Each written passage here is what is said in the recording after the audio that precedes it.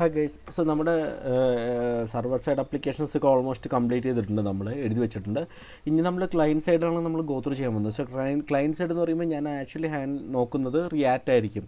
Okay, so നമുക്കിവിടെ different pages വരുന്നുണ്ട്. എന്ന് വെച്ചാൽ സൈനപ്പ് ഉണ്ട്, ലോഗിൻ ഉണ്ട്, പിന്നെ ഡാഷ്ബോർഡ് വരും. സോ അതൊക്കെ നമ്മൾ ഡിഫറെൻറ്റ് പേജസ് ഹാൻഡിൽ ചെയ്യണമെങ്കിൽ നമുക്ക് റിയാക്ട് റൗട്ടർ യൂസ് ചെയ്യേണ്ടി വരും.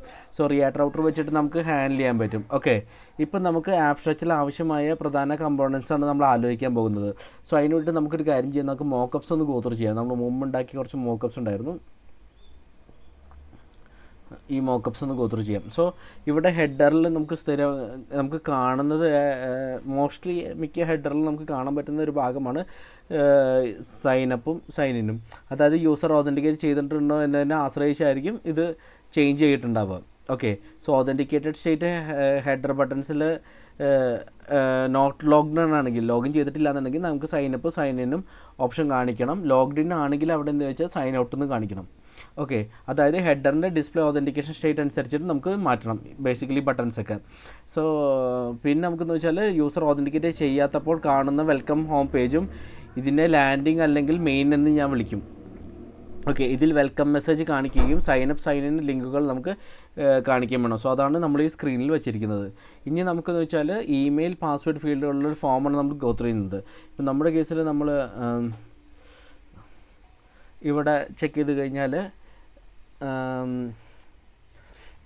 ഇമെയിൽ പാസ്വേഡ് ഇപ്പോൾ സൈനപ്പിനാണെങ്കിൽ നമ്മളെന്ന് വെച്ചാൽ ഇമെയിൽ പാസ്വേഡ് നമ്മൾ കൊടുക്കും സൈനപ്പിനുള്ളത്. സോ സൈനപ്പ് ബട്ടൺ ക്ലിക്ക് ചെയ്യുമ്പോൾ നമുക്ക് ഈ ഫോം വരണം. എന്നിട്ട് ഞാൻ ഈ ഫീൽഡ് എൻ്റർ ചെയ്ത സബ്മിറ്റ് ക്ലിക്ക് ചെയ്യുമ്പോൾ നമ്മൾ എന്താ വെച്ചാൽ സൈനപ്പ് മ്യൂട്ടേഷൻ കോൾ ചെയ്യണം. നമ്മൾ ഓൾറെഡി എഴുതിയ സൈനപ്പ് മ്യൂട്ടേഷൻ കോൾ ചെയ്യണം. അത് കഴിഞ്ഞിട്ട് നമുക്ക് ഇനി അടുത്ത ലോഗിൻ ഫോമാണ്. ലോഗിൻ ഫോം നമ്മൾ ചെക്ക് ചെയ്യുമ്പോഴും സെയിം തന്നെയാണ്, ഇമെയിൽ പാസ്വേഡും ഫീൽഡുകളുള്ള ഫോം തന്നെയാണ്. ലോഗിൻ ബട്ടൺ ക്ലിക്ക് ചെയ്യുമ്പോൾ ലോഗിൻ മ്യൂട്ടേഷൻ കോൾ ചെയ്യണം. ഓക്കെ, സോ സൈനപ്പും ലോഗിൻ ഫോംസും വളരെ സിമിലറാണ്. അതുകൊണ്ട് കോഡ് റീയൂസ് ഒക്കെ ചെയ്യാൻ നമുക്ക് ഒരുവിധം കഴിയും. ഓക്കെ, ഒരേ ഫോം കമ്പൗണ്ട് ഉപയോഗിച്ചിട്ട് മ്യൂട്ടേഷൻസ് മാത്രം കണ്ടീഷൻ അനുസരിച്ചിട്ട് മാറ്റിയാൽ മതിയാക്കും നമ്മുടെ കേസിൽ. ഇനി നമ്മൾ ചെക്ക് ചെയ്യാൻ വന്ന യൂസർ ഓതൻറ്റിക്കേറ്റ് ചെയ്ത ശേഷം കാണിക്കുന്ന പേജാണ് അത്. വെൽക്കം നമ്മൾ എഴുതും ആക്ച്വലി ലോഗ്ഡ് ഇൻ ആയെന്ന് പറഞ്ഞിട്ട്, ഇത് എഴുതിയിട്ടില്ല, അതാണ്. സോ സൈൻ ഔട്ട് കണ്ടോ. സോ നമ്മൾ എഴുതും ഇന്ന ലോഗ്ഡ് ഇൻ ആയി എന്നൊക്കെ പറഞ്ഞിട്ട് എഴുതും. ഡാഷ്ബോർഡ് ഇത് വെൽക്കം പേജാണ്, എന്ന് വെച്ചാൽ ഓൾറെഡി ഓതൻറ്റിക്കേറ്റ് ആയ യൂസറിനെ നമുക്ക് കാണിക്കാൻ ഉദ്ദേശിക്കുന്ന പേജാണത്. ഞാനതിനെ ഡാഷ്ബോർഡ് എന്ന് വിളിക്കാം, അല്ലെങ്കിൽ വെൽക്കം പേജ് എന്ന് വിളിക്കാം. ഓക്കെ, പിന്നെ അല്ലെങ്കിൽ ലോഗ്ഡ് ഇൻ പേജ് എന്ന് വിളിക്കാം. ഇതൊക്കെ നമുക്ക് ഇഷ്ടമുള്ള പേരിടാം. ഞാൻ ഇത്ര ഓപ്ഷൻസ് പറഞ്ഞു എന്ന് മാത്രം. ഇനി നമുക്ക് റിയാക്റ്റ് ആപ്പിലുള്ളത് ചെക്ക് ചെയ്യണം, നമ്മുടെ റിയാക്റ്റ് ആപ്പിൽ. സോ ഇതാണ് നമ്മൾ പറഞ്ഞു വെച്ചിരിക്കുന്ന ഫ്ലോ. ഇനി ഇതൊക്കെയാണ് നമ്മൾ UI ഇൻറ്റഗ്രേറ്റ് ചെയ്യേണ്ടതും ക്രിയേറ്റ് ചെയ്യേണ്ടത് പരിപാടികളൊക്കെ. അത് കഴിഞ്ഞിട്ട് നമുക്ക് റിയാക്റ്റ് ആപ്പിലൊന്ന് ഫ്ലോ ചെയ്ത് നോക്കിയാൽ ഇവിടെ ക്ലൈൻറ്റ് കാണുന്നുണ്ട്. ഓക്കെ, ക്ലൈൻറ്റിൽ നമുക്ക് എന്ത് കാണാൻ പറ്റുമെന്ന് വെച്ചാൽ index.js ഉണ്ട്. സോ കറൻ്റ്ലി index.js എന്ന് പറഞ്ഞാൽ ഇതൊരു എൻട്രി പോയിൻ്റാണ്, ഈ റിയാക്റ്റ് ആപ്പിൻ്റെ എൻട്രി പോയിൻ്റ് ഉണ്ട്. ഇവിടെ നമുക്ക് 3 കാര്യങ്ങൾ ചെയ്യുന്നുണ്ട്. റിയാക്റ്റ് റൗട്ടർ ഇനീഷ്യലൈസ് ചെയ്യണം, അപ്പോളോ ക്ലയൻറ്റ് കോൺഫിഗർ ചെയ്യണം, അപ്പോളോ പ്രൊവൈഡർ വഴി റിയാക്റ്റിലേക്ക് ഡാറ്റ സപ്ലൈ ചെയ്യാൻ വേണം. സോ ഇതൊക്കെ നമ്മൾ ചെയ്യേണ്ടതുണ്ട് നമ്മുടെ കേസിൽ. ഓക്കെ, സോ ഫസ്റ്റ് ഞാനെന്ന് വെച്ചാൽ നമുക്ക് ഇമ്പോർട്ട് ചെയ്യണം അപ്പോളോ ലൈബ്രറീസ് ഒക്കെ. സോ ഇപ്പോൾ ഇൻഡെക്സ് ഫയലിൻ്റെ മുകളിൽ നമുക്ക് എന്താ വെച്ചാൽ ഇവിടെ നമുക്ക് ഇമ്പോർട്ട് ചെയ്യാം. ഓക്കെ, ഇവിടെ ഞാൻ import Apollo client from Apollo client. Okay, ഇനി നമ്മളെന്ന് വെച്ചാൽ അടുത്തൊരു പ്രോപ്പർട്ടി കൂടി ഇമ്പോർട്ട് ചെയ്യണം, അത് Apollo provider. Import Apollo provider from react Apollo.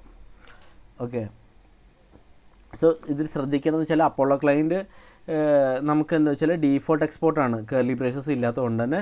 So Apollo provider എന്ന് പറയുമ്പോൾ നെയിംഡ് എക്സ്പോർട്ടാണ്, കാരണം അതിൽ കുറേ പ്രോപ്പർട്ടി വരും. അതിൽ നിന്ന് ഒരു അപ്പോളോ പ്രൊവൈഡർ എന്നുള്ള പ്രോപ്പർട്ടി മാത്രം നമ്മൾ എക്സ്ട്രാക്ട് ചെയ്തെടുക്കുന്നുള്ളൂ. സോ അതുകൊണ്ടാണ് നമ്മൾ നെയിംഡ് എക്സ്പോർട്ടായിട്ട് നമ്മൾ എടുക്കുന്നത്. ഓക്കെ, ഇനി നമുക്കെന്ന് വെച്ചാൽ നമുക്ക് അപ്പോളോ ക്ലയൻറ്റിൻ്റെ ഇൻസ്റ്റൻസ് ക്രിയേറ്റ് ചെയ്യണം. സോ അത് നമ്മൾ ക്രിയേറ്റ് ചെയ്യാം. const client equal to new Apollo client.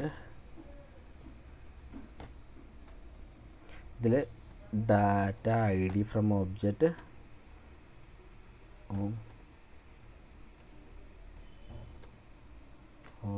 .id save. Okay, so നമ്മൾ ഇവിടെ data I D from object എന്നൊരു പ്രധാന ഒരു ഹെൽപ്പർ ഫംഗ്ഷനാണ്. സോ അതാണ് നമ്മൾ യൂസ് ചെയ്യുന്നത്.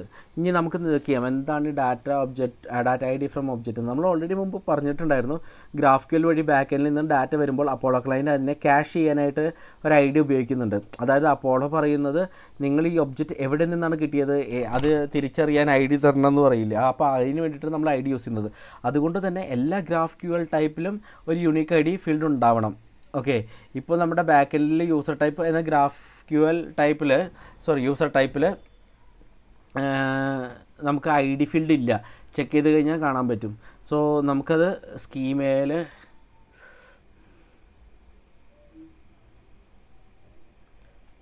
യൂസർ ടൈപ്പ് ചെക്ക് ചെയ്ത് കഴിഞ്ഞാൽ നമുക്ക് എന്താ പറ്റുമെന്ന് വെച്ചാൽ നമ്മൾ ഇമെയിൽ മാത്രമേ എടുക്കുന്നുള്ളൂ. ഓക്കെ, നമ്മൾ ഐ ഡി എടുക്കുന്നില്ല. സോ ഇവിടെ നമുക്ക് ഐ ഡിയും കൂടിയും യൂസ് ചെയ്യേണ്ട ആവശ്യമുണ്ട്. സോ അല്ലെങ്കിൽ എന്ന് വെച്ചാൽ അത് നമ്മൾ ഐ ഡിയാണ് ഇവിടെ പറയുന്നത്. സെർവർ ക്ലയൻറ്റിൽ നമ്മൾ മെൻഷൻ ചെയ്തപ്പോൾ ഇവിടെ പറഞ്ഞു ഒരു ഐ ഡി ഉണ്ട്, ആ ഐ ഡി നമ്മൾ യൂസ് ചെയ്യാൻ വേണ്ടിയിട്ടാണ്. കാരണം ക്യാഷിങ്ങിനൊക്കെ യൂസ് ചെയ്യാൻ വേണ്ടിയിട്ടാണ് നമ്മൾ യൂസ് ചെയ്യുന്നത്. സോ അത് നമുക്ക് കറൻ്റ്ലി ഇവിടെ അപ്ഡേറ്റ് ചെയ്യണം. ഇവിടെ ഇമെയിൽ മാത്രമേ എടുത്തിട്ടുള്ളൂ. അപ്പോൾ ഞാനിവിടെ ഐ ഡിയും കൂടി കൊടുക്കുകയാണ്. I D type GraphQL ID.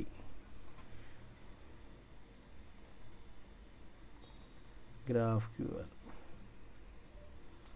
നമുക്ക് ഇമ്പോർട്ട് ചെയ്താൽ മതി.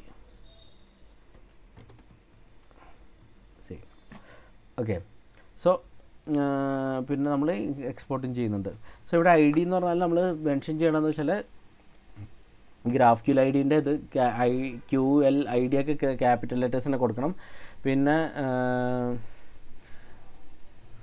നമ്മൾ ആഡ് ചെയ്ത് കോമയും ക്യാപിറ്റലൈസേഷനൊക്കെ നമ്മളെല്ലാം കറക്റ്റ് വെക്കണം ആക്ച്വലി. ഓക്കെ, അല്ലെങ്കിൽ എറർ അടിക്കും. ഇപ്പോൾ Apollo client records uniquely identify ചെയ്യാൻ വേണ്ടിയിട്ട് സാധിക്കും, കാരണം നമ്മളിപ്പോൾ ഐ ഡി പാസ് ചെയ്യുന്നുണ്ട്. ഓക്കെ, ഇനി അടുത്തതെന്ന് വെച്ചാൽ നമ്മൾ അപ്പോളോ പ്രൊവൈഡർ സെറ്റ് ചെയ്യണം. അപ്പോളോ ക്ലയൻറ്റ് റിയാക്റ്റിനൊപ്പം വർക്ക് ചെയ്യാൻ വേണ്ടിയിട്ട് നമുക്ക് അപ്പോളോ പ്രൊവൈഡർ യൂസ് ചെയ്യണം. സോ അത് നമ്മൾ എവിടെയാണെന്ന് വെച്ചാൽ നമ്മൾ ഓൾറെഡി ക്ലയൻറ്റ് സെറ്റപ്പിലാണ് യൂസ് ചെയ്യുന്നത്. ഇത് നമുക്ക് കോൺഫിഗർ ചെയ്യേണ്ടത് ഇവിടെ ഞാൻ എന്നിട്ട് റിട്ടേണിൻ്റെ മുകളിൽ അപ്പോളോ പ്രൊവൈഡർ ഇട്ടിട്ട്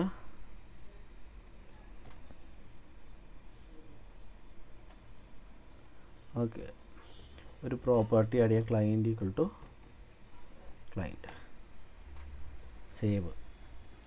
ഓക്കെ, സോ അപ്പോളോ പ്രൊവൈഡർ റിയാക്റ്റിൽ ഡാറ്റ ലെയറായിട്ട് വർക്ക് ചെയ്യും. അതിലൂടെ GraphQL ക്വരീസ്, മ്യൂട്ടേഷൻസ് റിയാക്ട് കമ്പോണൻറ്റിലൊക്കെ നമുക്ക് കിട്ടും. ഓക്കെ, സോ ഡാറ്റാസ് കിട്ടാൻ വേണ്ടിയിട്ടാണ്, നമ്മുടെ റിയാക്ട് കമ്പോണൻറ്റിൽ കിട്ടാൻ വേണ്ടിയിട്ടാണ് നമ്മൾ യൂസ് ചെയ്യുന്നത്. ഇപ്പോൾ നമ്മുടെ ആപ്പ് ബ്രൗസറിൽ ചെക്ക് ചെയ്ത് നോക്കാം. സോ ഞാൻ സേവ് ചെയ്തിട്ട് ഒന്ന് package.json ഒന്ന് ഓപ്പൺ ചെയ്യാം. npm run യൂസ് ചെയ്യാം നമുക്ക്.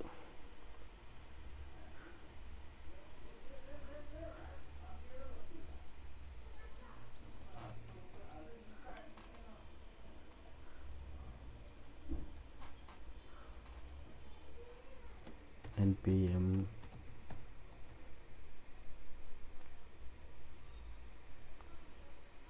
graph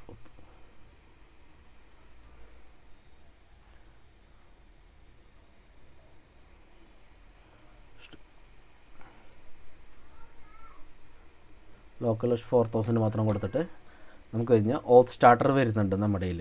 ഓക്കെ, സോ ഇത് എന്തിനെ സൂചിപ്പിക്കുമെന്ന് വെച്ചാൽ നമുക്ക് ബിൽഡൊക്കെ ചെയ്തു, npm run കൊടുത്ത് ബിൽഡ് ചെയ്തു, സക്സസ്ഫുള്ളി കമ്പയലായി. അത് കഴിഞ്ഞിട്ട് ഞാൻ ലോക്കൽ ഹോസ്റ്റ് 4000 നോക്കുമ്പോൾ ഓത്ത് സ്റ്റാർട്ടർ നമ്മുടെ ഡിവ് നമ്മളിവിടെ മെൻഷൻ ചെയ്തത് ഡിവ് കറക്റ്റ്ലി വന്നിട്ടുണ്ട് index.jsൽ ഉണ്ടോ. ഓത്ത് സ്റ്റാർട്ടർ നമ്മൾ കാണിക്കുന്നത് അത് കറസ്പോണ്ടിങ്ങിൽ നമുക്ക് വന്നിട്ടുണ്ട്. സോ ഇത് എന്തിനാ ഡിനോട്ട് ചെയ്യണമെന്ന് വെച്ചാൽ നമ്മുടെ സെറ്റപ്പൊക്കെ സക്സസ്ഫുള്ളി ചെയ്തിട്ടുണ്ട് എന്നുള്ളതാണ്. സോ നമുക്ക് ഈ റെസ്പോൺസ് കിട്ടാൻ കാരണം.